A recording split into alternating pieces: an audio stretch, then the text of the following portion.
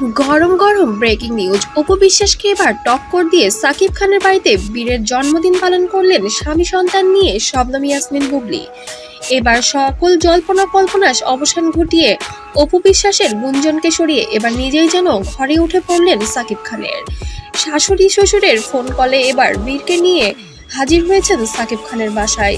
সাকিব খানও এবার রেগে যাননি, বেশ হাসি মুখেই সংবর্ধনা জানিয়েছেন সন্তান এবং স্ত্রীকে।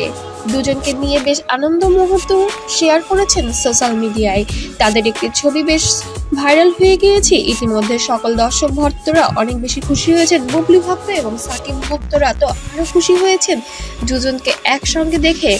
তবে এবার ফাইনালি কি সংসার করতে চলেছেন এই দম্পতি, এটা যেন এখনো পর্যন্ত গুঞ্জন রয়েছে। কোনো পক্ষ থেকে এখনো কোনো ইঙ্গিতপূর্ণ কথা শোনা যায়নি, তবে আন্দাজ করা যাচ্ছে যেন এবার কিছু একটি ঘটতে চলেছে। তবে কি এবার সত্যিই তারা আবার সংসার করবে নতুন করে সন্তানের মুখের দিকে তাকিয়ে?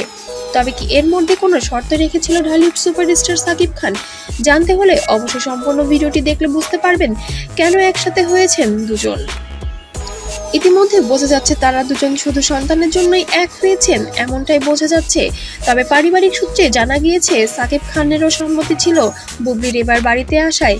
তবে কিছু হতেও পারে, আবার নাও হতে পারে। ভিডিওটি সম্পূর্ণ দেখবেন এবং আমার চ্যানেলে ফলো রাখলে অবশ্যই গরম গরম আরও নতুন নতুন খবর পাবেন।